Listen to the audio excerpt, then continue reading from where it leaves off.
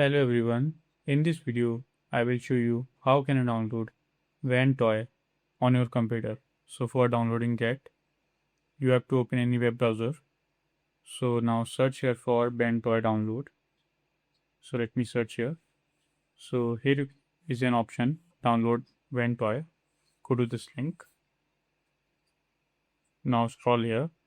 So if you are on Windows, click on this.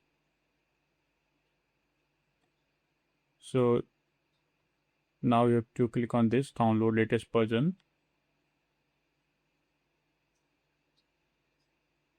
So just wait until the downloading starts.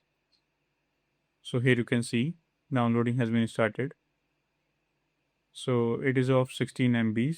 Will take a few seconds according to your internet speed to download. So this is how you can download Ventoy on your computer. I hope this video is helpful for you. If you found this video helpful, please do like, share and subscribe. And thanks for watching.